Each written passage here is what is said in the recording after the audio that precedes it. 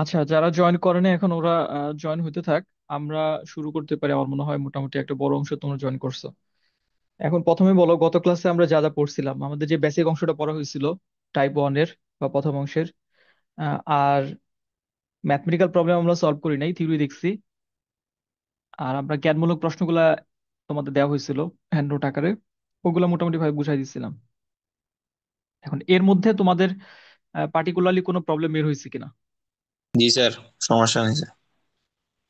হ্যাঁ, এটা আমাকে জানাইতে হবে, তো কনফার্ম করতে হবে। তো তোমরা না বললে তাহলে আমি জিনিসটা কিভাবে সবাই ই স্যার করবো, বলো? বুঝে গেছেন। আচ্ছা, ঠিক আছে, তাহলে আমাদের এই অংশ থেকে আমরা যে প্রথম যে কনসেপ্টটা পড়ছি, এই কনসেপ্ট থেকে 4 মার্কসের যে প্রশ্নগুলো হয় খ এবং গ, এই জায়গাতে যে প্রশ্নগুলো থাকবে এরকম বেশ কিছু প্রশ্ন আমাদের সলভ করতে হবে, গাণিতিক সমস্যা। মোটামুটি ভাবে তিনটা টাইটেরিয়া থেকে বা তিনটা ধরনের প্রশ্ন এই জায়গা থেকে আসতে পারে। একটা হচ্ছে লব্ধির সূত্র, যেটা ওই সূত্রের ব্যবহার। আরেকটা হচ্ছে লব্ধির দিক নির্ণয় যে ফর্মুলাটা ট্যান থিটা, সেটার ব্যবহার। আরেকটা হচ্ছে তোমার আহ লব্ধির বৃহত্তম মান ক্ষুদ্রতম মানের মাধ্যমে আমরা যে কনসেপ্টটা দেখছি, সেই কনসেপ্টের ব্যবহার। অর্থাৎ বৃহত্তম লব্ধি আর ক্ষুদ্রতম লব্ধি ব্যবহার করে যে অঙ্কগুলা তোমাদের টেক্সট বইয়ের কভার করবে মোটামুটি ভাবে কোশ্চেন নাম্বার 5 পর্যন্ত। টেক্সট বইয়ের 8.1-এর 2, 3, 4, 5 পর্যন্ত আমাদের এই নিয়মের বা এই ধরনের অঙ্কগুলো কভার করবে। আচ্ছা, এর মধ্যে আমরা তুলনামূলকভাবে ইজি অঙ্ক দিয়ে শুরু করব, যে অঙ্কগুলো করতে হবে। তোমরা স্ক্রিনে যে প্রশ্নটা দেখতে পাচ্ছ, প্রথম প্রশ্ন আমাদের আজকে যেটা, এখানে বলছে 3p ও 2p দুইটি বলের লব্ধি আর প্রথম বলটিকে যদি দ্বিগুণ করা হয় তাহলে লব্ধির মানও দ্বিগুণ হয়। বল দুইটার মধ্যবর্তী কোণ নির্ণয় করতে হবে।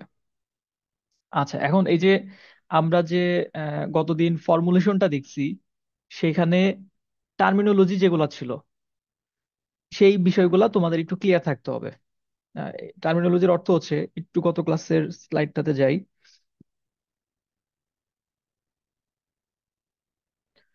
দেখো, এখানে আমরা যখন সূত্রের প্রমাণটা দেখছিলাম গতদিন, এই সূত্রের প্রমাণের মধ্যে দুইটা বলের মধ্যবর্তী কোণ কাকে ধরা হয়েছিল? দুইটা বলের মধ্যবর্তী কোণ হচ্ছে এই যেটা আলফা, আর থিটা হচ্ছে একটা বল এবং লব্ধির মধ্যবর্তী কোণ।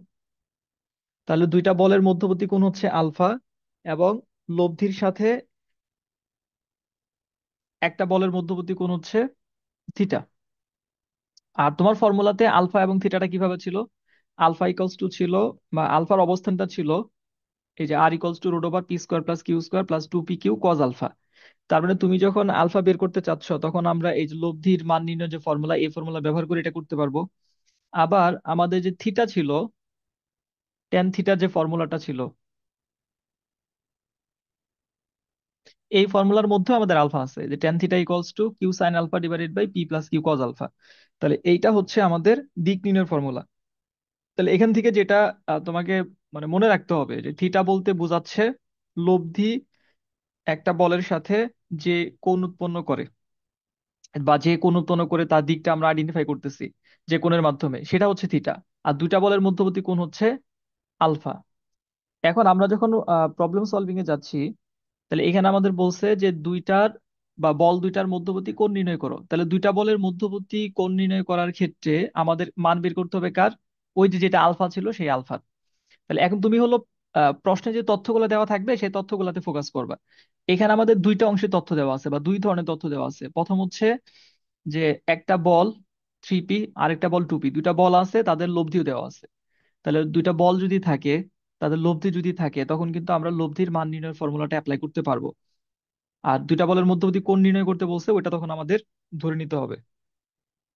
তাহলে এটা সমাধানে গিয়ে আমরা যেটা বের করতে বলছে ওটাকে ধরে নেই, যে মনে করি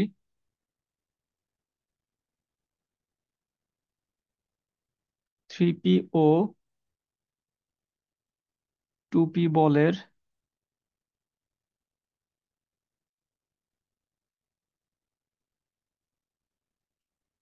মধ্যবর্তী কোণ আলফা। তাহলে এখন তোমার বল আছে, লব্ধি আর বলা আছে, আর কোণ তুমি আলফা ধরে নিলা। তাহলে আমরা কি করতে পারবো? লব্ধির যে মান নির্ণয় যে ফর্মুলাটা, ওটা অ্যাপ্লাই করতে পারবো। যে সুতরাং R square equals to P square plus Q square, এখানে পি বলতে 3p আর কিউ বলতে হচ্ছে 2p, P square plus Q square plus 2 into 3p into 2p cos alpha.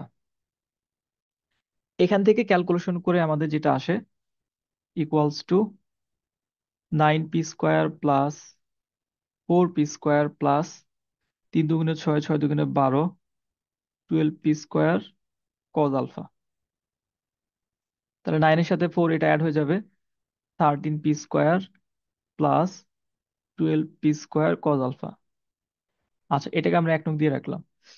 এই যে মানটা আমরা বের করলাম বা ইকুয়েশনটা আমরা বের করলাম, এই ইকুয়েশনটা কিন্তু বের হয়েছে আমাদের এই যে প্রথম অংশের বা প্রথমার্ধের যে কন্ডিশন, এই কন্ডিশন থেকে।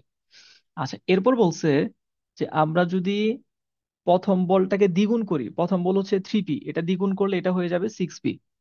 তাহলে প্রথম বলটাকে যদি দ্বিগুণ করা হয় আর দ্বিতীয় বলের ব্যাপারে কিছু বলা হয় নাই, তখন কি হয়, লব্ধির মানটাও দ্বিগুণ হয়ে যায়।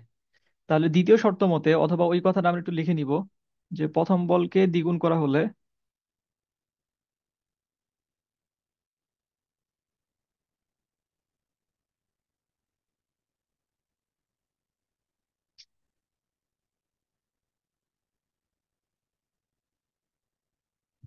লব্ধির মানও দ্বিগুণ হয়।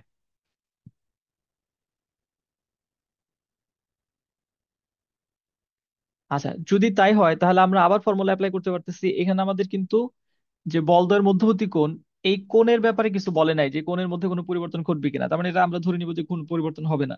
তাহলে আমাদের শুধুমাত্র পরিবর্তন হবে কি, যে প্রথম বলটা যদি দ্বিগুণ হয় তাহলে লব্ধির মানটা দ্বিগুণ হয়ে যাবে, এই তো। তো দুইটা বলের মধ্যবর্তী কোণের কোনো পরিবর্তন হওয়ার বিষয় এখানে উল্লেখ নাই। তাহলে আমরা সেম ফর্মুলা একইভাবে অ্যাপ্লাই করতে পারি, যে আর এর জায়গায় হবে 2r, যেহেতু লব্ধি দ্বিগুণ হয়েছে, হোল স্কোয়ার ইকুয়ালস টু, আমাদের প্রথম বলটা ছিল 3p, এটা আমরা যদি দ্বিগুণ করি তাহলে এটা হয়ে যাবে 6p।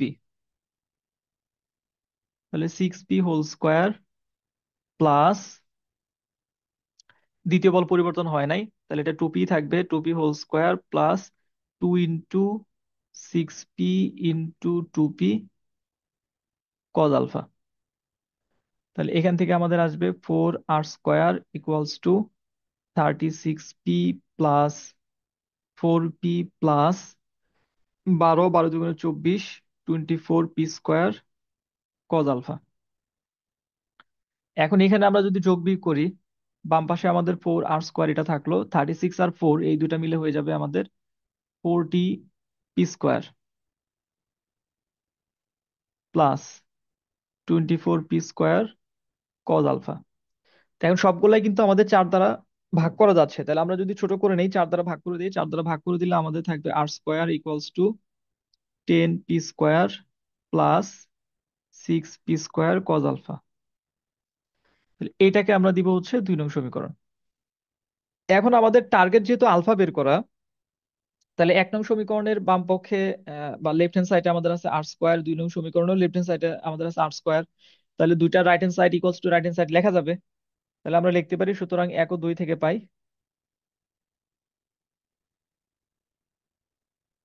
সুতরাং 1 ও 2 হতে পাই,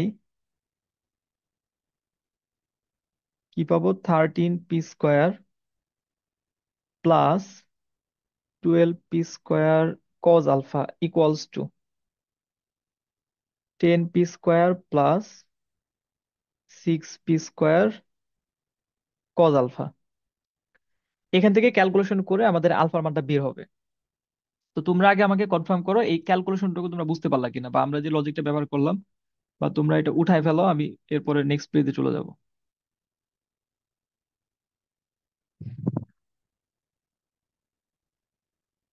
এটা আমি আরেকবার ব্যাখ্যা করব, তোমরা এর মধ্যে কোনো কনফিউশন থাকলে, কোনো প্রশ্ন থাকলে আমাকে বলো,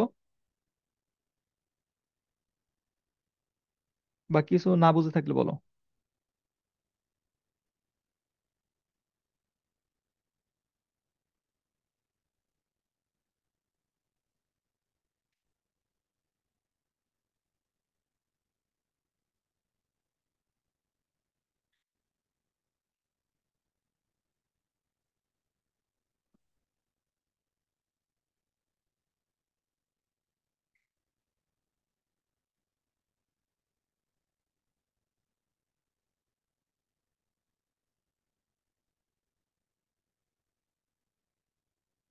সামি, লেখা হয়েছে? তুলছো, খাতায় উঠাইছো?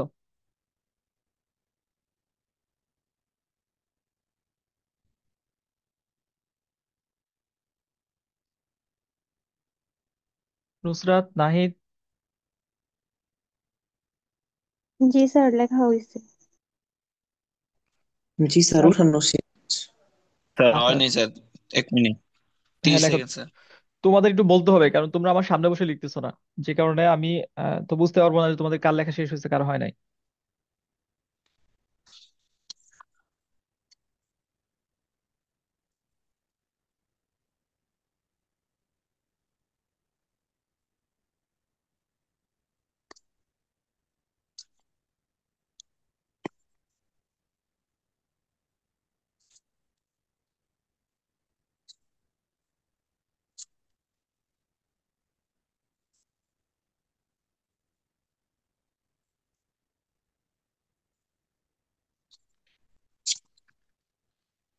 আচ্ছা, এখন দেখো তাহলে আমরা শুরু থেকে আসি। আমাদের বলা হয়েছে দুইটা বলের মধ্যবর্তী কোণ নির্ণয় করার জন্য। তাহলে আমাদের দুইটা বলের মধ্যবর্তী কোণ বলতে, একটা বল যদি পি হয় আর একটা যদি কিউ হয়, আমরা থিওরির মধ্যে যেটা দেখছি, তাদের মধ্যবর্তী কোণ যেটা, এটা হচ্ছে আলফা। তো এই জিনিসটা আমাদের এখানে বের করতে হবে। তাহলে আমাদের যেহেতু কোণ দেওয়া নাই, বের করতে হবে, আমরা এটা ধরে নিচ্ছি যে আমাদের 3P আর 2P এই দুইটা বলের মধ্যবর্তী কোণ হচ্ছে আলফা। এটা ধরে নিলাম। এখন ধরে নেওয়ার পর প্রথম অংশ থেকে আমাদের একটা ফর্মুলা আমরা অ্যাপ্লাই করছি, যে এই দুইটা বল, একটা হলো 3P বল আর একটা 2P বল, তাদের লব্ধি হলো আর। তিনটা তথ্য স্পষ্টভাবে দেওয়া আছে। কোণ আমরা ধরে নিছি আলফা, তাহলে আমাদের সূত্রের জন্য আর কিছু দরকার হয় না। তাহলে সুতরাং আমরা লিখতে পারি R square equals to, formula ছিল P square plus Q square plus 2P Q cos alpha. P এর পরিবর্তে আমরা ব্যবহার করছি এখানে হচ্ছে 3P, কিউ এর পরিবর্তে ব্যবহার করছি 2P, R as it is যা ছিল ওইখানে পি কিউ এর পরিবর্তে ওই মানগুলো আমরা বসাইছি।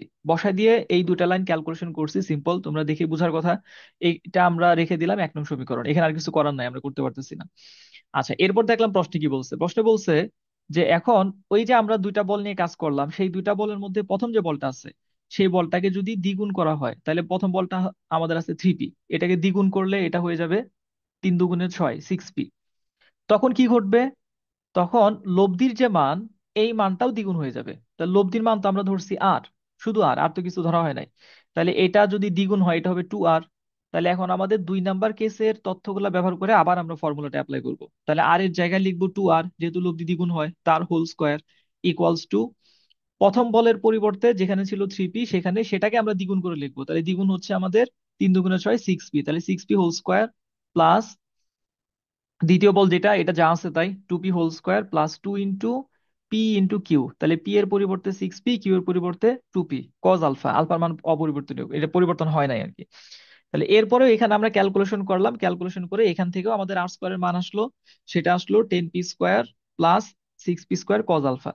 যেহেতু 1 নং সমীকরণ এবং 2 নং সমীকরণ, দুইটা সমীকরণেই আমরা লেফট সাইডে আর স্কোয়ার পাইছি, এই কারণে আমরা রাইট সাইডটাকে সমান লিখলাম দুটা সমীকরণ থেকে। আচ্ছা, এখন আমরা কি করব? এখন এই জায়গা থেকে ক্যালকুলেশন করে আমাদের আলফার মানটা বের করতে হবে। তাহলে আমরা যদি কজ আলফা ছাড়া যেগুলা, এগুলা একপাশে নেই, আর কজ আলফা সহ যেগুলো, এগুলো একপাশে নেই। তাহলে আমরা আলফার মান যেহেতু বের করব, তাহলে এই অংশটাকে আমরা লেফট সাইডে রেখে দিই। তাহলে এখানে আছে আমাদের 12P² cos alpha minus 6P² cos alpha equals to, এখানে আছে 10P² মাইনাস 13টা এই পাশে চলে যাবে, তাহলে 13P²। তাহলে 12টা থেকে যদি 6টা চলে যায়, তাহলে আমাদের থাকবে 6টা, 6P² কজ আলফা, এটা ইকুয়ালস টু হবে -3P²। তাহলে আমার আলফা দরকার, তাহলে কজ আলফা রেখে দিই। Cos alpha equals to -3P² divided by 6P², বা cause alpha equals to P² আমরা ক্যান্সেল করব, -½ তাহলে কস কত ডিগ্রি মান -½ বলতে পারবা? 120। 120 ডিগ্রি, হ্যাঁ, গুড। 120। তাহলে cos alpha equals to cos 120 degree, দুই পাশ থেকে কস চলে গেলে, সুতরাং আলফা ইকুয়ালস টু 120 ডিগ্রি। শেষ, এটা অ্যান্সার। তাহলে সুতরাং বলদর মধ্যবর্তী কোণ 120 ডিগ্রি। লাস্টে একটা লাইন লিখে দিলে ভালো।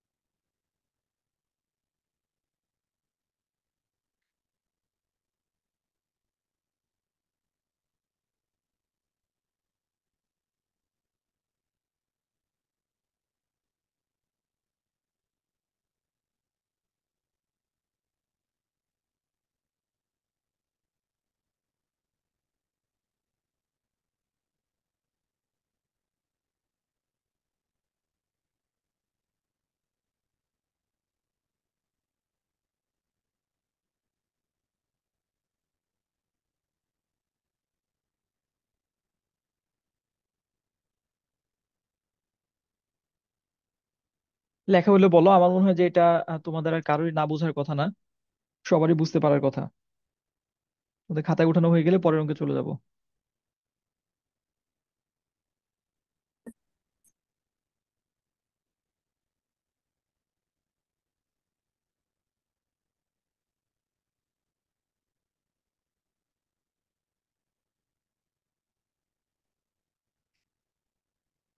ঠিক আছে, আমি যেহেতু পিডিএফ দিয়ে দিব তোমাদের, সামনে আগাই। তোমরা ক্যালকুলেশন কারো যদি একটু বাকি থাকে এটা পরে কমপ্লিট করে ফেলবা। আচ্ছা, এর পরের অঙ্কটা দেখো, এটাও আমাদের সিমিলার কনসেপ্টের। তোমাদের টেক্সট বই উদাহরণ অঙ্কটা আছে, উদাহরণ 2 অঙ্কটা তোমরা পাবা এই নিয়মের মধ্যে থেকে। এখানে আমাদের কি বলছে, এখানে একটা প্রমাণ করতে হবে tan theta equals to m-1 divided by m+1। তথ্য কি দেওয়া আছে, তোমাকে বলছে যে থিটা কোণে পি ও কিউ মানের বলদ্বয়ের লব্ধি 2m+1 into root over P square plus Q square, এই পুরাটাই হচ্ছে লব্ধি। এই যে 2m+1 into root over P square plus Q square, এই পুরাটাই হচ্ছে লব্ধি। কার লব্ধি? পি এবং কিউ বলের লব্ধি। এবং এই দুইটা বলের মধ্যবর্তী কোণ হচ্ছে থিটা। এখানে কিন্তু তোমার থিওরির সাথে একটু কন্ট্রাডিকশন তৈরি করে দিছে তোমাকে। কন্ট্রাডিকশন না, কন্ট্রাডিকশন শব্দটা বলা যাবে না, বাট একটু মানে কনফিউশন তৈরি করার মতো একটা সিচুয়েশন তৈরি করে দিছে। কারণ থিটার পরিচয় তুমি যেটা জানো, এখানে আলফার জায়গায় থিটাকে ব্যবহার করা হয়েছে। আচ্ছা, আর এরপর কি বলছে, যে এই কোণটা যদি 90 ডিগ্রি মাইনাস থিটা হয়, তাহলে লব্ধির মান হবে এটা। তার মানে এখানে দুইটা কেস। একটা কেস হচ্ছে লব্ধি আমাদের 2m+1 into root over P square plus Q square, বল হচ্ছে পি এবং কিউ, এবং এই দুইটা বলের মধ্যবর্তী কোণ হচ্ছে থিটা। আরেকটা কেস হচ্ছে যে দুইটা বলের মধ্যবর্তী কোণ যদি 90 ডিগ্রি মাইনাস থিটা হয়, তখন বল সেম থাকবে, পি এবং কিউ থাকবে, কিন্তু লব্ধিটা চেঞ্জ হয়ে যাবে, 2m-1 into root over P square plus Q square. তাহলে এখান থেকে আমরা দুইটা কেস থেকে দুইটা ফর্মুলা আগে লিখবো আর কি।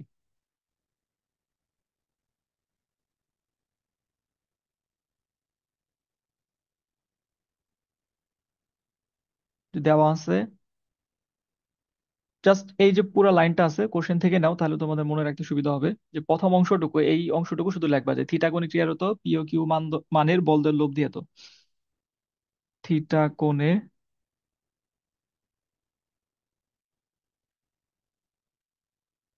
ক্রিয়ারত পি কিউ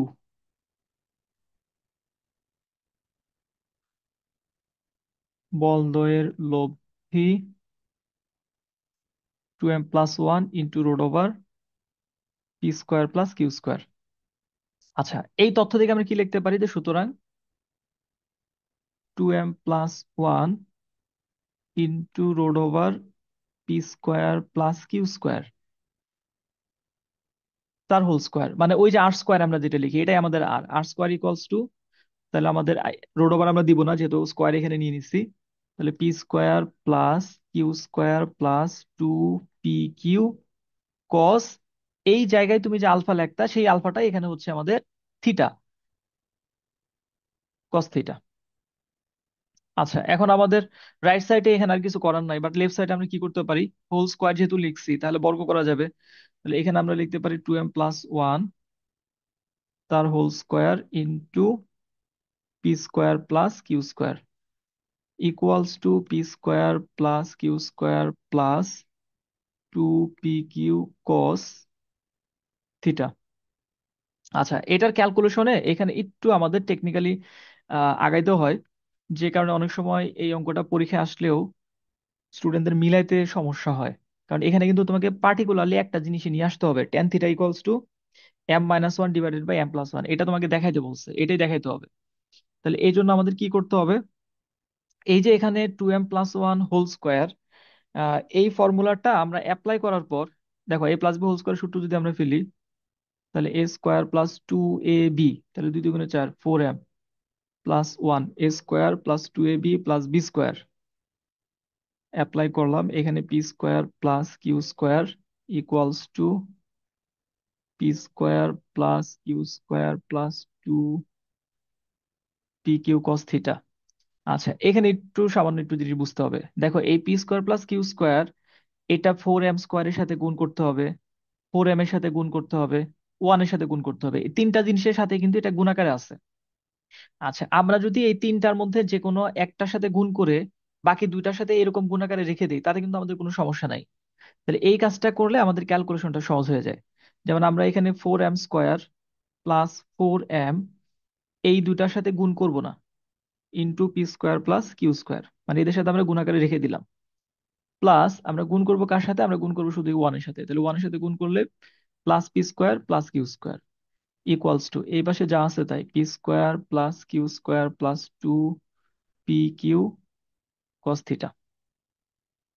এখানে এই লাইনটাতেই সমস্যা হয়, মানে পুরো অঙ্কে বোঝার লাইনটাই হলো এটা, মনে রাখার লাইনটাই এটা, তোমাকে মার্ক করে রাখতে হবে। মানে এই অঙ্ক চেঞ্জ হয়ে আসবে না, আসলে এই প্রমাণটা আসবে যদি আসে আর কি। এবং তো এক্ষেত্রে তোমার এই স্ট্র্যাটেজি ফলো করতে হবে, অন্য কোনো স্ট্র্যাটেজি এখানে হয়তো মিলবে, বাট একটু তোমার দেখা যাবে ঘাবড়ে যাওয়ার সম্ভাবনা থাকবে পরীক্ষার হলে। তাহলে আমরা এখানে কি করছি, আমরা এটা একটু ভেঙে দেই, কারণ এখানে আমি বারবার দেখছি যেটা দেখছি তোমাদের সমস্যা হয়। তাহলে আমরা যদি p² প্লাস q² দ্বারা গুণ করতাম, তাহলে কিন্তু আমরা এরকম লিখতাম, এটা লিখো না তোমরা, 4m² into p² plus q² plus 4m into p² plus q² plus 1 into p² plus q²। এটা কিন্তু হইতো অ্যাকচুয়ালি। এখন এই অংশ থেকে, এই দুইটা থেকে আমরা যদি আবার p² প্লাস q² কমন নেই, তখন কি হবে? তখন হবে 4m² plus 4m into p² plus q² plus এটা যা আছে তাই থাকবে, p² প্লাস q²। এই যে এই লাইনটা, এই দ্বিতীয় লাইনটা একবারে লেখা হয়েছে, দেখো 4m² plus 4m into p² plus q² plus p² plus q²। জিনিসটা তোমরা ক্লিয়ার হয়েছে কিনা? এই ক্যালকুলেশনটা তোমাদের কোনো সমস্যা আছে কিনা বলো তো?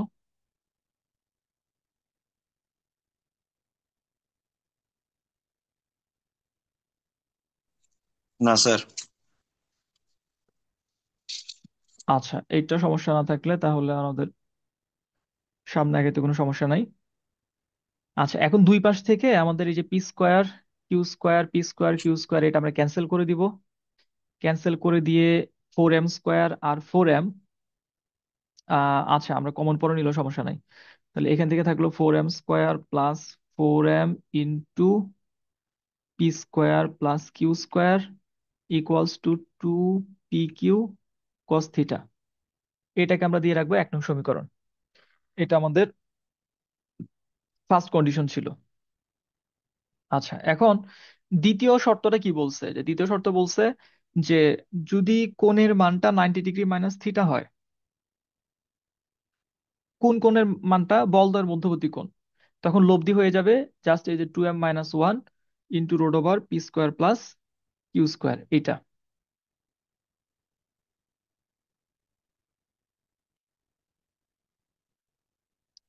আচ্ছা, তাহলে আমরা লিখি আবার,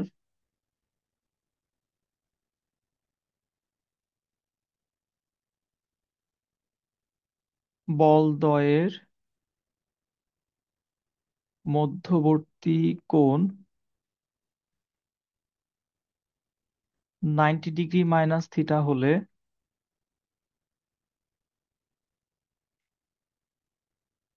লব্ধির মান 2m - 1 into road over p² plus q² হয়। সুতরাং 2m - 1 into road over p² plus q² এটার whole square equals to p² plus q² plus 2pq cos 90 degree minus theta. Same ভাবে ক্যালকুলেশন করো তো, দেখো তো কি আসে।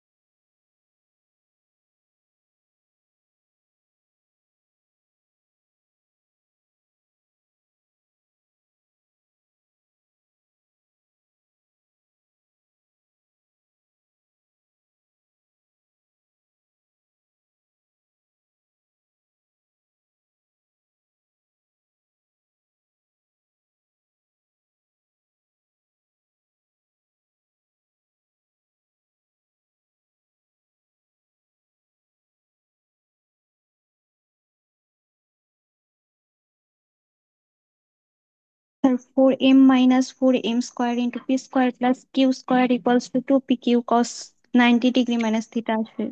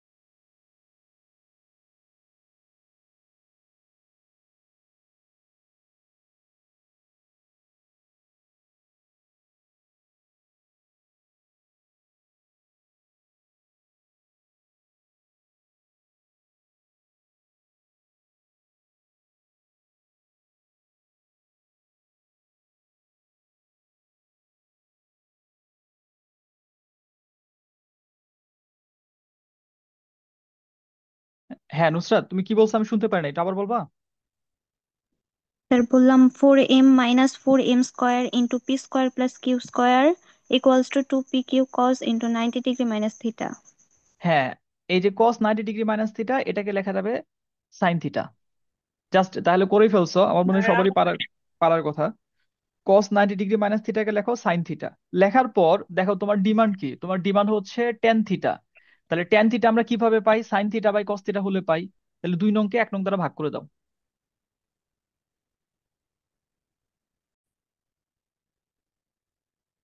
এরপরে পরের কোশ্চেনটাতে আসো, এটাও তোমাদের উদাহরণের অঙ্কই। আহ সেম প্যাটার্নের, একই ধরনের। আচ্ছা, এখন বেশি সময় নিব না, যত দ্রুত শেষ করা যায়, আমাদের বেশ কয়েকটা অঙ্ক করতে হবে।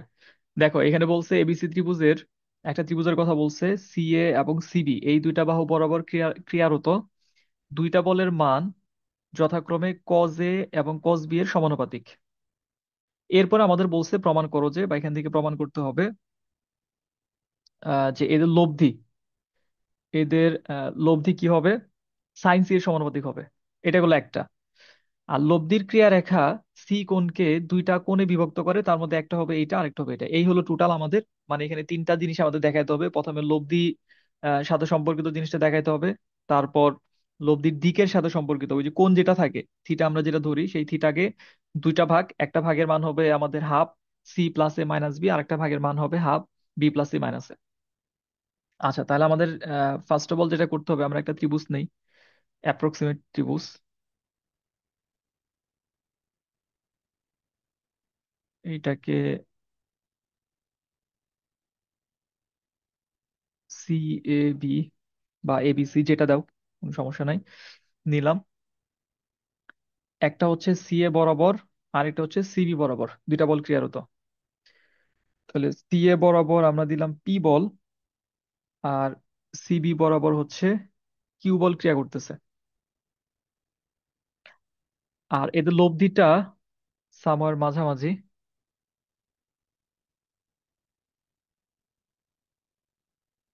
এটা হচ্ছে আর। আচ্ছা, এখন এখানে এক্সাক্ট বলের কথাটা আমাদের বলে নাই। আমাদের কি বলছে? আমাদের বলছে সি এ এবং সিবি বাহু বরাবর ক্রিয়ারত বল দুইটির মান, যে পি, তার মানে পি এর মান কি হবে? কজ এর সমানুপাতিক হবে। তারপর কিউ এর মান কজ বির সমানুপাতিক হবে। এইটা আমাদের বলা হয়েছে। তাহলে আমরা এখান থেকে লিখবো, মনে করি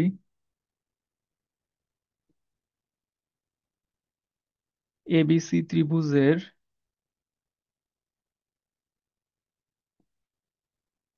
সিএ ও সিবি বাহু বরাবর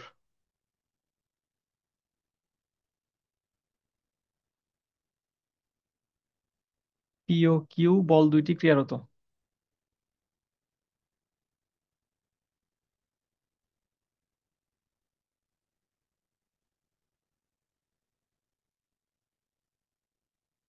সুতরাং পি প্রপোর্শনাল, ওই যে বলছে সমানুপাতিক, কার সমানুপাতিক? কজ আলফার, কজ এর সমানুপাতিক। সি এ বরাবর যেটা, এটা কজ এর সমানুপাতিক। তাহলে সি এ বরাবর আমরা পি ধরছি, তাহলে পি প্রপোর্শনাল কজ এ। এখান থেকে আমরা সমানুপাতিক ধ্রুবক নিয়ে এসে ইকুয়াল চিহ্ন ব্যবহার করব, P equals to K cos A. এবং কিউ প্রপোর্শনাল কস বি, বা এখান থেকে আসবে Q equals to K cos B. আচ্ছা, এখন আমাদের দেখাইতে হবে লব্ধি সাইন সি এর সমানুপাতিক। তাহলে লব্ধি আমরা বের করি, লব্ধির যে ফর্মুলাটা। তাহলে সুতরাং লব্ধি R equals to root over P square plus Q square plus 2 PQ cos, এখানে আলফা তো আমরা ডিফাইন করি নাই, আলফার কথা বলাও নাই, কিন্তু আমাদের নিতে হবে কোন কোণের মানটা। এখানে আমাদের নিতে হবে পি এবং কিউ এর মধ্যবর্তী যে কোণটা সেটা, অর্থাৎ সি। তাহলে এই জন্য আমরা এখানে একবারে সরাসরি কস সি লিখে দিব, যেহেতু আমরা আলফা থিটা যেটাই হোক অন্য কোনো কিছু এখানে ডিফাইন করি নাই। তাহলে এটা ইকুয়ালস টু রোড ওভার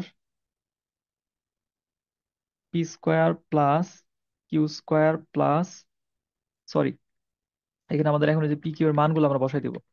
তাহলে পি এর মান হচ্ছে পি, এটার পরিবর্তে কে কজ আলফা, তাহলে কে স্কোয়ার একবার লিখে দিলাম, কস স্কোয়ার আলফা প্লাস, বারবার ভুল, cos square A plus K square cos square B plus 2 into P এর মান হচ্ছে কে কজ এ, তারপরে কিউ এর মান হচ্ছে কে কস বি, আর আছে আমাদের কস সি। তাহলে এখন এখানে তিনটা অংশ, কে স্কোয়ার কস স্কোয়ার এ একটা অংশ, কে স্কোয়ার কস স্কোয়ার বি একটা অংশ, তারপরে এখানে হবে 2 কে square cos A cos B cos C একটা অংশ। তাহলে সবগুলা থেকে আমরা কে স্কোয়ার কমন নিতে পারি, কমন নিয়ে একবার লিখে দিলাম। তাহলে cos square A plus cos square B plus 2 cos A cos B cos C. এইখান থেকে আমরা লিখতে পারবো, কে এটাকে বাইরে বের করে দিলাম, cos square A plus cos square B plus 2 cos A cos B cos C. আচ্ছা, এখন এই জায়গায় আমাদের ত্রিকোণমিতির 7.6 অধ্যায়ে আমরা কিছু আহ, তোমার প্রমাণ দেখছিলাম আর কি, যেটা ত্রিকোণমিতিক আইডেন্টিটি হিসেবে আমরা ব্যবহার করতে পারি। সেই প্রমাণগুলোর মধ্যে একটা প্রমাণ ছিল cos square A plus cos square B plus cos square C equals to 1 - 2 cos A cos B cos C, অথবা এক পাশে নিয়ে যদি বলি তাহলে cos square A plus cos square B plus cos square C equals to 2 cos A cos B cos C. তোমাদের মনে আছে কিনা জিনিসটা? ত্রিকোণমিতি তো মনে থাকার কথা না। দেখো এরকম ছিল, cos square A plus cos square B plus cos square C equals to, সরাসরি অঙ্ক করছো, অঙ্কের প্রমাণ করছো, এটা ইকুয়ালস টু ছিল 1 - 2 cos A cos B cos C. তোমাদের কারো মনে পড়ছে বলো তো দেখি, কে মনে রাখতে পারছো? জি স্যার। 7.6 এরকম অঙ্ক কিন্তু করা হয়েছিল। তাহলে ওইটা যদি আমরা এখানে ব্যবহার করি, তাহলে এখানে আমাদের কস স্কোয়ার এ আছে, কস স্কোয়ার বি আছে, এটাও আছে। তারপর এটা যদি আমরা লেফট সাইডে নিয়ে আসতাম তাহলে 2 + 2 cos A cos B cos C হইতো, এটাও আছে। তাহলে এই তিনটা জিনিসের পরিবর্তে আমরা লিখতে পারবো 1 - কস স্কোয়ার সি। তাহলে ওইটাতে আমরা চলে যাব, কারণ আমরা তো সাইনে যেতে চাচ্ছি, সাইন সি এর সমানুপাতিক দেখাতে হবে। কে আমাদের আছে, শুধু সাইন সি আসলে আমাদের হয়ে যাবে প্রমাণটা। তাহলে রোড ওভার এখানে আমরা লিখতে পারবো 1 - কস স্কোয়ার সি। এখন 1 - কস স্কোয়ার সি হচ্ছে সাইন স্কোয়ার সি, তাহলে K root over sine square C equals to K sine C. আর কে সাইন সি মানেই হচ্ছে, আমরা যদি কেটাকে উঠাই দেই, ধ্রুবকটা উঠাই দেই, সুতরাং আর প্রপোর্শনাল সাইন সি। তো এটাই তো চাইছে, যে লব্ধি সাইন সি এর সমানুপাতিক। তাহলে ওই কথাটা বাংলায় লিখে দাও, অর্থাৎ লব্ধি সাইন সি এর সমানুপাতিক।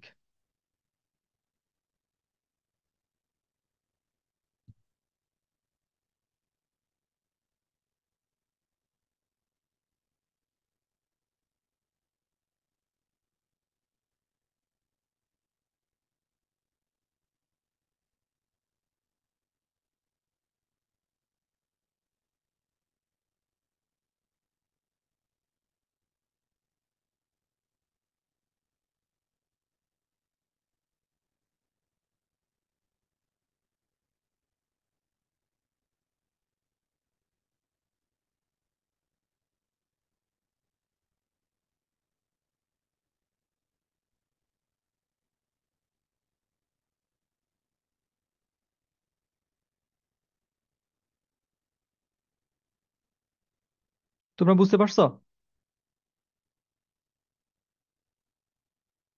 জি স্যার, বুঝতে পারছি।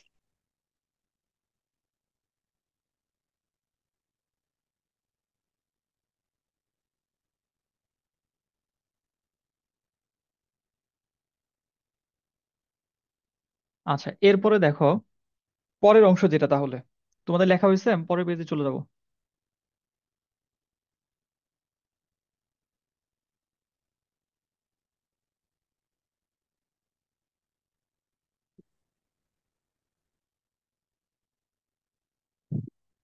তোলা শেষ স্যার, ওই ত্রিভুজটা আগাই নেই একটু স্যার, উপরে তোলা। জাস্ট নর্মাল এই ত্রিভুজের এখানে যে তোমার নির্দিষ্ট প্যাটার্ন ফলো করে করতে হবে তা না। তুমি শুধু যেটা করবা যে এইখানে প্রশ্ন যেটা বলছে সি এ বাহু বরাবর, তাহলে সি এ বরাবর তুমি পি টাকে নিবা, তুমি যেটা প্রশ্ন যেটা ধরবা, তাহলে সি এ যেখানেই নাও ওইখানে ওইটা বরাবর তুমি পি ডিফাইন করবা। তারপর সিবি যেখানেই নাও ওইটা বরাবর তুমি কিউ ডিফাইন করবা। বাস। তাহলে তোমার পি প্রপোর্শনাল হবে কজ এ আর কিউ প্রপোর্শনাল হবে কজ বি। মাঝখান দিয়ে বা একটু এদিক সেদিক করে একটা লব্ধি দেখাই দিলে হয়ে গেল। আচ্ছা, এর পরের অংশ দেখো। তাহলে এরপর আমাদের বলছে যে আহ এই যে লব্ধির ক্রিয়া রেখা সি কোণকে এই দুইটা অংশে বিভক্ত করে। তাহলে এইটা এখন আমাদের দেখাইতে হবে।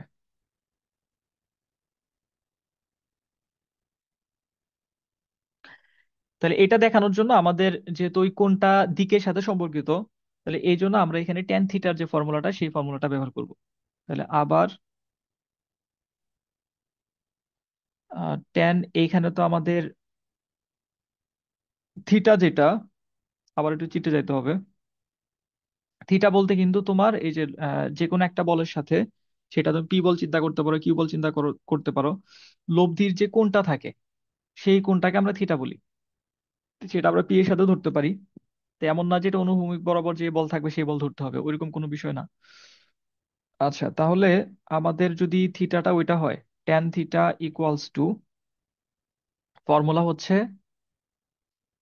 Q sine alpha divided by P plus Q cos alpha. তাহলে এটা হচ্ছে তোমার ফর্মুলা। এই ফর্মুলাতে এখন তুমি মানগুলা বসায় দাও।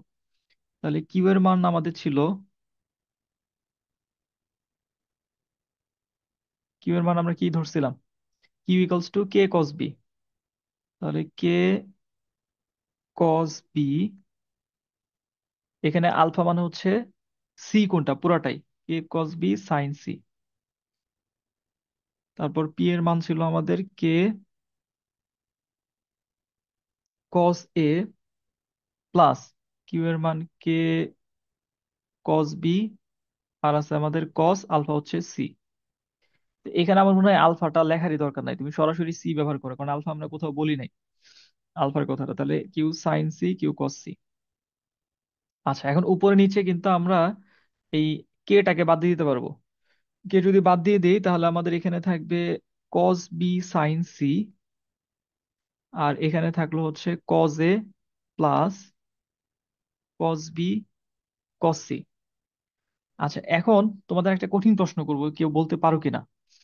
এই যে অংশটা, যে অংশটা তুমি এখানে পাইছো, এই অংশটা সিম্পলিফাই করার জন্য যা করতে হবে, সিমিলার টাইপের অঙ্ক তোমরা 7.1 থেকে 7.3-এর মধ্যে করছো। কোন অধ্যায় করছিলা দেখি, কার মনে আছে?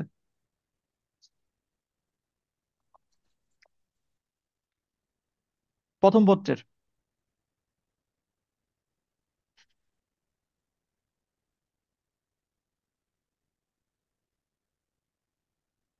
ভুলে গেছো? কঠিন প্রশ্ন। এই এই জিনিসগুলা রিকল হইতে হবে। মানে তুমি যখন একটা অধ্যায়ের ধর অঙ্ক করতেছো, ওইখানে কোন একটা ক্যালকুলেশন আসছে, যে ক্যালকুলেশনটা অন্য একটা অধ্যায়ে বা অন্য একটা অঙ্কে তুমি করছো, এটা যাতে তোমার মাথায় চলে আসে আর এটা তো আমি ওইখানে করছিলাম। এই এরকম যখন আসবে তখন তুমি বুঝতে পারবে যে তোমার প্র্যাকটিসটা যথাযথ হচ্ছে বা পর্যাপ্ত হচ্ছে। আচ্ছা, এটা আজকে খুঁজে বের করবা যে এটা ত্রিকোণমিতি কোথায় করছিলাম আমি এই এই সেম টাইপের ক্যালকুলেশনটা। আচ্ছা, ওইখানে তাহলে আমাদের কি করতে হয়, ওইখানে গিয়ে উপরে তোমার এটা যা আছে থাকুক কস বি সাইন সি, এই যে নিচের এ যেটা আছে, এর পরিবর্তে আমরা এখানে বি প্লাস সি নিয়ে আসবো।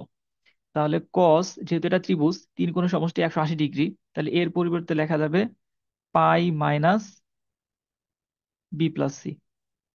কস 180 ডিগ্রি মাইনাস থিটা, এই আকারটা আমাদের এখানে আসলো, plus cos B cos C যা আছে তাই, cos B cos C. Sir বুঝি নাই স্যার লাইন এটা স্যার। আচ্ছা, এই লাইনে এসে আমরা এটাকে দূর করে দিচ্ছি। এখন এটাকে আমরা কিভাবে দূর করব? যেহেতু আমরা ত্রিভুজ নিয়ে কাজ করতেছি, ত্রিভুজের তিন কোণের সমষ্টি 180 ডিগ্রি। তাহলে ত্রিভুজের তিন কোণের সমষ্টি, এখানে এবিসি কোণ, তাহলে A plus B plus C equals to হচ্ছে আমাদের পাই। তাহলে শুধু এর জি পরিবর্তে আমরা স্যার। কি এটা লিখতে পারবো না, পাই মাইনাস বি প্লাস সি? জি স্যার বুঝছি স্যার। আচ্ছা, তাহলে উপরে আমাদের কস বি সাইন সি এটা থাকলো। আর এই যে কস 180 ডিগ্রি মাইনাস থিটা, এটা যাচ্ছে দ্বিতীয় চতুর্ভাগে। দ্বিতীয় চতুর্ভাগে কজের চিহ্ন হচ্ছে ঋণাত্মক। তাহলে আমাদের minus cos B plus C plus cos B cos C, আচ্ছা, ইকুয়ালস টু, উপরে আমরা চেঞ্জ করতে পারবো না, কস বি সাইন সি, নিচে মাইনাস। এখন কস বি প্লাস সি এর ফর্মুলা বলো তো।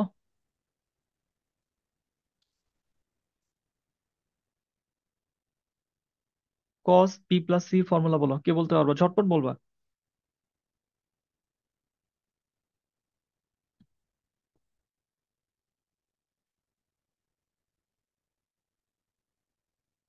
ত্রিকোণমিতি ফর্মুলা ভুলে গেছো?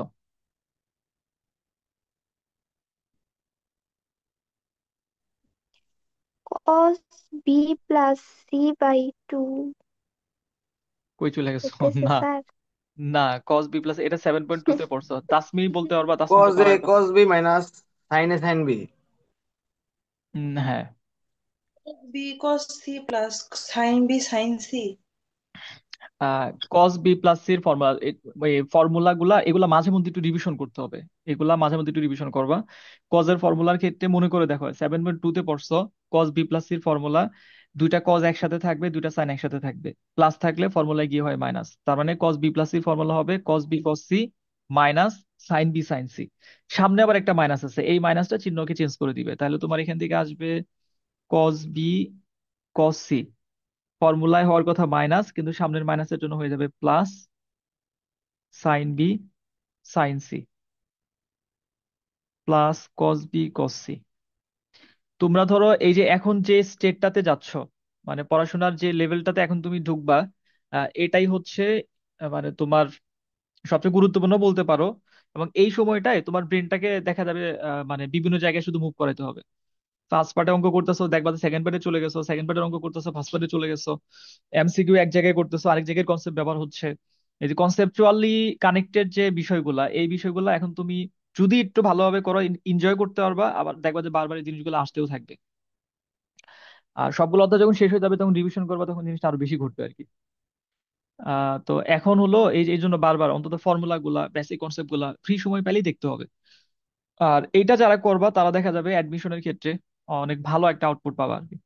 তাহলে আমাদের এটা আর এটা চলে যাবে। চলে গেলে আমাদের থাকবে হচ্ছে উপরে কস বি সাইন সি, নিচে হচ্ছে সাইন বি সাইন সি। তাহলে সাইন সি তো চলে যাবে। Cos B by sine C হচ্ছে, sorry, cot B, cos B by sine B হচ্ছে কট বি। আচ্ছা, এখন আমাদের এই পাশে আছে হচ্ছে টেন থিটা, এই পাশে আমরা পাইছি হলো কট থিটা, মানে কটের মাধ্যমে পাইছি। তাহলে এটাকে আমরা টেন বানাই ফেলি। এটাকে লেখা যাবে টেন 90 ডিগ্রি মাইনাস থিটা। তাহলে আমাদের চিহ্নের কোনো ঝামেলা নাই। টেন 90 ডিগ্রি মাইনাস বি হচ্ছে কট বি। দুই পাশ থেকে আমরা কটকে বাদ দিয়ে দিব। দুই পাশ থেকে যদি আমরা কট বাদ দিয়ে দেই, তাহলে এই যে আমরা লিখতে পারি, সুতরাং theta equals to pi by two minus B. আমাদের প্রমাণ কিন্তু হয় নাই, এটা কিন্তু আমাদের প্রমাণ করতে বলে নাই। আমাদের প্রমাণ করতে বলছে যে থিটার মান হবে সি প্লাস বি মাইনাস এ, অথবা C plus A minus B, মানে এই দুইটার যে কোনো একটা হবে। তাহলে সি এ বি এগুলো আছে। তাহলে এইখানে কি করা যাইতে পারে? এইখানে আমরা যদি, মানে এই যে পাই বাই টু যেটা আছে, দেখো এই পাই বাই টু তো আমাদের আবার এই যে যেই জিনিসটা আমরা চাচ্ছি তার মধ্যে নাই। তাহলে ওইটাই দূর করতে হবে। বি তো আছে, বি তো আমাদের লাগবে, কিন্তু পাই এটা নাই, বা পাই বাই টু এটা নাই। তাহলে এইটা কিভাবে দূর করা যায়, এটা তোমাকে এখন চিন্তা করতে হবে। তাহলে আমরা পায়ের একটা সম্পর্ক কিন্তু অলরেডি ব্যবহার করছি, ত্রিভুজের তিন কোণের সমষ্টি 180 ডিগ্রি। এই যে A plus B plus C equals to pi, তাহলে পায়ের পরিবর্তে আমরা ওটা লিখে দিই। লিখে দিলেই দেখবা যে আমাদের একটা চলে আসবে। তাহলে এখানে আমাদের হচ্ছে A plus B plus C divided by 2 minus B. এখন তুমি এখানে লসাগু করো, A plus B plus C minus 2b equals to A plus C minus B divided by 2। আমার মনে হয় একটা চলে আসছে, A plus C minus B. হ্যাঁ, এই যে A plus C minus B divided by 2। তাহলে এটা হলো একটা অংশ, সি কোণকে দুইটা অংশে বিভক্ত করছে, তার মধ্যে একটা অংশ আমরা পেয়ে গেলাম। তাহলে সির একটা অংশ যদি এটা হয়, আরেকটা অংশ আমরা কিভাবে পাবো? আরেকটা অংশ সি কোণ থেকে এটা বাদ দিয়ে দিলেই হবে, পুরাটা মানে তো সি। তাহলে আমাদের লিখতে হবে সুতরাং অপর অংশটি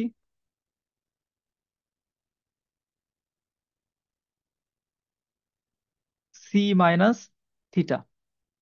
তাহলে সি মাইনাস থিটার মান হচ্ছে A plus C minus B divided by 2। এখন এটা যদি আমরা লসাগু করি, লসাগু হচ্ছে 2। তাহলে 2c মাইনাস এ মাইনাস সি মাইনাসে মাইনাসে প্লাস বি, মাইনাসের কারণে চিহ্ন পরিবর্তন হয়ে গেছে। তাহলে এইখানে আমাদের ক্যালকুলেশন করে আমরা পাচ্ছি 2c থেকে সি গেলে শুধু C plus B minus A divided by 2। এই দুইটাই আমাদের চাইছে, কাজে আমাদের যেটা প্রয়োজন সেই জিনিসটা চলে আসছে। এই যে এই দুটো দেখাতে বলছে।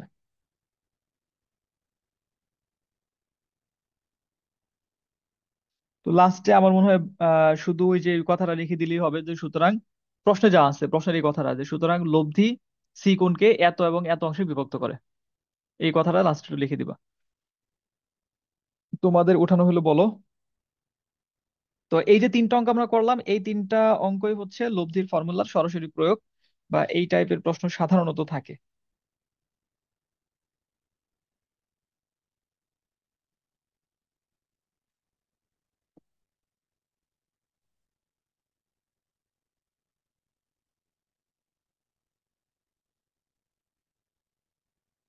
লেখা হইলে বলো।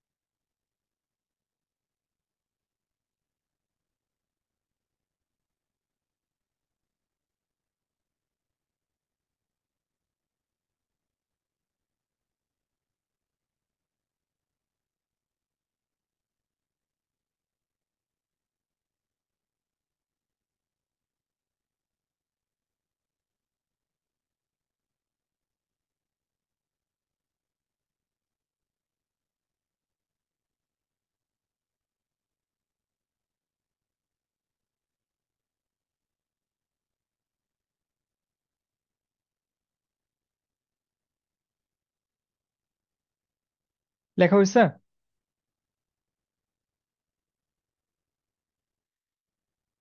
জি স্যার, লেখা শেষ। জি স্যার, লেখা হয়েছে। ঠিক আছে, 4 নাম্বার। এইটা এটা আমি শুধু একটু বুঝাই দিব তোমাদের, তোমরা এরপরে করে প্রবলেম হলে আমাকে গ্রুপে ছবি তুলে দিবা যে পর্যন্ত করবা। তারপর আমি যেখানে আটকে যাবে আমি বলে দিব আর কি। মানে এখন বাকি যে কয়টা অঙ্ক আছে অঙ্কগুলো আমি জাস্ট তোমাদের বুঝাই দিচ্ছি, ডিটেলস ক্যালকুলেশনে না গিয়ে। এগুলা কম্পারেটিভলি ইজি, খুব একটা যে কঠিন ওরকমও না। আচ্ছা দেখো, এখানে বলছে কোনো একটা বিন্দুতে ক্রিয়ারত দুইটি বলের বৃহত্তম এবং ক্ষুদ্রতম লব্ধির মান যথাক্রমে এফ এবং জি। তাহলে এফ হচ্ছে বৃহত্তম লব্ধি, জি হচ্ছে ক্ষুদ্রতম লব্ধি। বলদ্বয়ের ক্রিয়ারেখার মধ্যবর্তী কোণ আলফা, এটাও দেওয়া আছে, দুইটা বলের মধ্যবর্তী কোণ। আমরা নর্মালি আলফা দিয়ে আমাদের প্রমাণে করছিলাম, ফর্মুলা প্রমাণে। লব্ধির মান বের করতে বলছে, তাহলে এটা হচ্ছে লব্ধির সূত্রের ব্যবহার। বাট এখানে একটু ঝামেলা পাকাই দিছে। কি ঝামেলা পাকাই দিছে? লব্ধির সূত্র অ্যাপ্লাই করার জন্য তোমার বল লাগবে, এখানে বল দেয় নাই। বল না দিয়ে বলছে যে এফ হচ্ছে বৃহত্তম লব্ধি, জি হচ্ছে ক্ষুদ্রতম লব্ধি। তাহলে এখন বৃহত্তম লব্ধিটা আমরা কার মাধ্যমে পাবো? বলের মাধ্যমে পাবো। তাহলে সেই বলটা তোমাকে ধরে নিতে হবে। ইনিশিয়াল টার্ম করে দিচ্ছি, যে মনে করি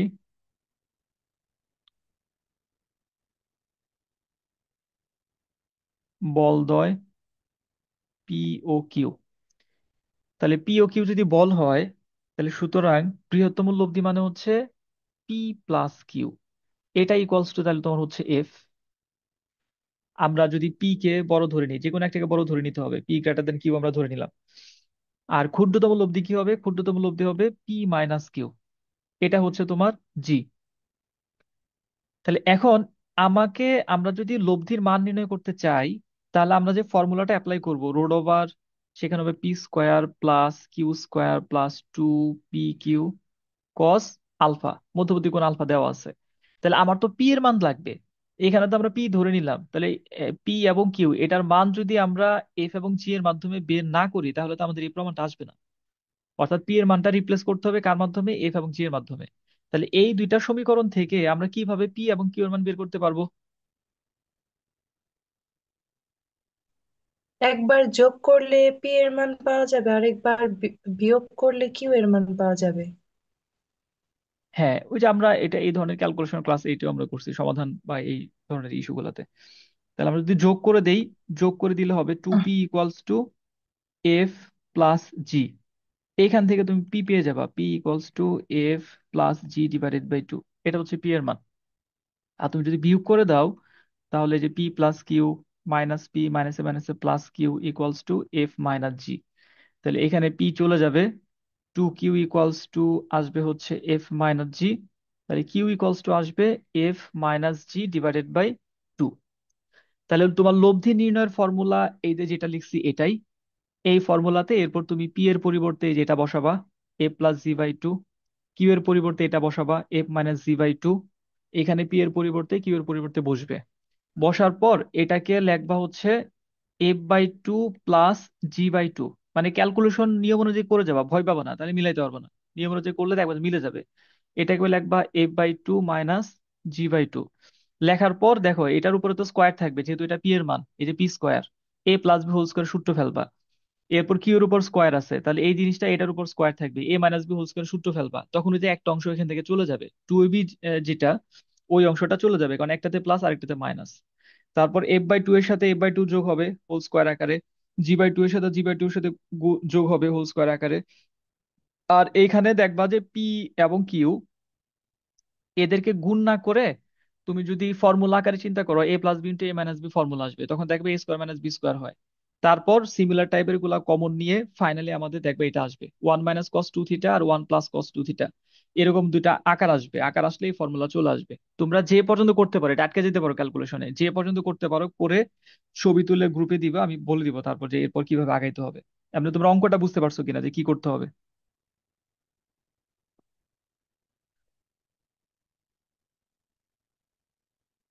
জি স্যার, বুঝতে পারছি। বলো, বাকিরা বলো। লাবিব, নাহিদ, তারপর সামি, নুসরাত, সিয়াম। ঘুমায় যায় না, রাতে ক্লাস করতেছো, ঘুমায় যায় না। নাবিল, বুঝা যাচ্ছে? বুঝতে জি পারছি স্যার। স্যার। তো তোমরা কথা না বললে তো আমি তো বুঝতে পারবো না তোমরা ঘুমাই গেছো নাকি হলো ক্লাস করতেছো। জি আচ্ছা ঠিক স্যার, আছে। বুঝছি স্যার। এরপরে 5 নাম্বার দেখো। আহ এই যে 5 নাম্বার, এরপরে যেটা করার কথা 6 নাম্বার, আর এরপর একটা সৃজনশীল। এই ছিল আমাদের এই নিয়মের যা করতে হয় আর কি, বা যেটুকু করতে হবে। তো আমরা এই যে লাস্টে যে নিয়মটা বাকি আছে, এটা হচ্ছে লব্ধি দিক নির্ণয়ের ফর্মুলার ব্যবহার, tan θ। মানে কখন আমরা ওই ফর্মুলাতে যাব, কিভাবে করব, সেটাই আমাদের এই যে পরবর্তী দুটো অঙ্ক আছে। এই দুটো অঙ্ক করলে আমাদের মোটামুটি ভাবে এই টাইপের সিকিউ এর জন্য বড় প্রশ্নের যে প্রিপারেশনটা, এটা কভার হয়ে যাবে। তাহলে দেখো আমি একটু দ্রুতই শেষ করার চেষ্টা করবো, যেহেতু অনেক সময় হয়ে গেছে।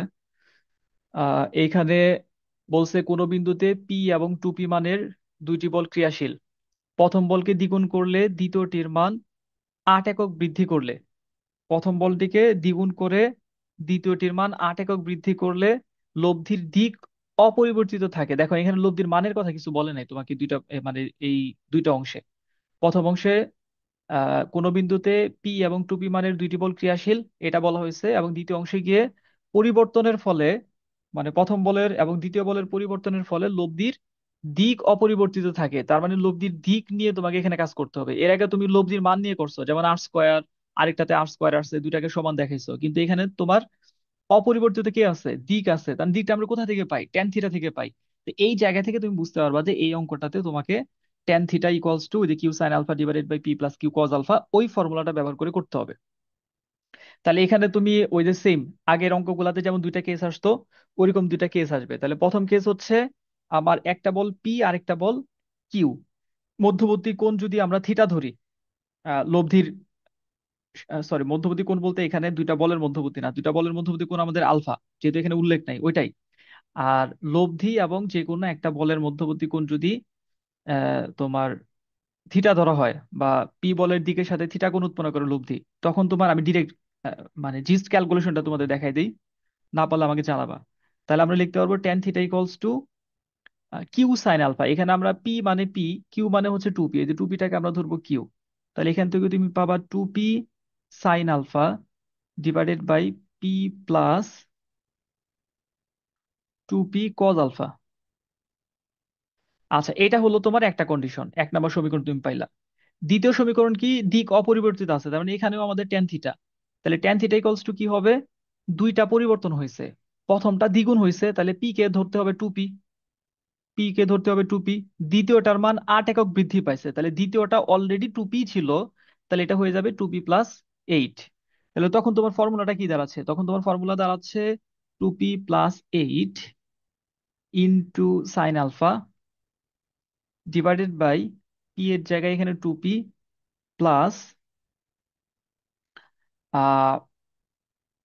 Two P plus eight cos alpha. তাহলে এটা হচ্ছে আমাদের 2 নং সমীকরণ। তাহলে এখন কি আমরা এই যে 1 নং আর 2 নং এই দুইটা থেকে রাইট হ্যান্ড সাইড সমান দেখাতে পারবো না? কি দেখানো যাবে? জি স্যার। জি স্যার। তাহলে two P sine alpha divided by P plus two P cos alpha equals two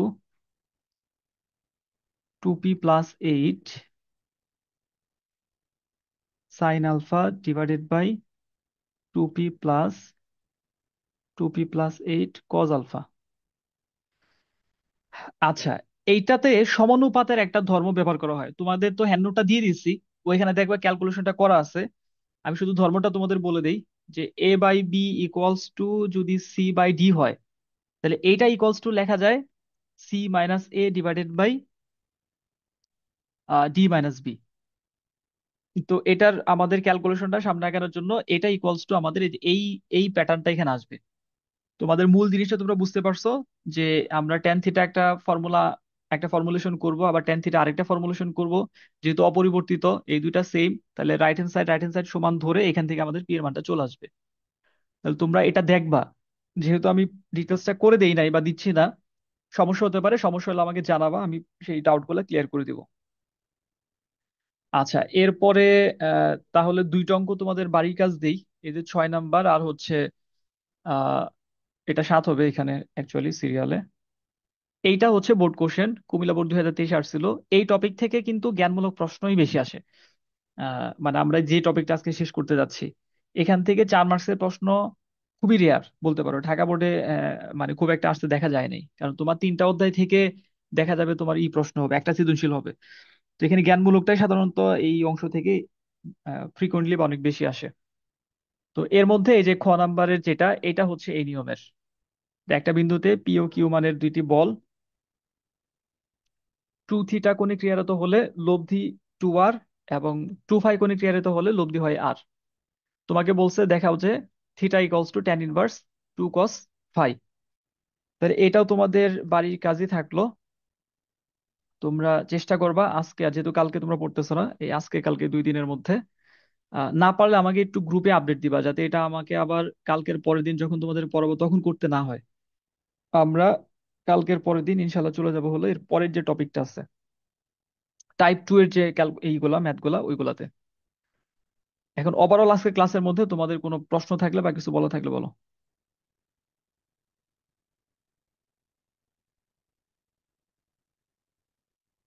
তোমরা কি বলবিদ্যার অঙ্কগুলো কি বোঝা যাচ্ছে, বুঝতে পারতেছো?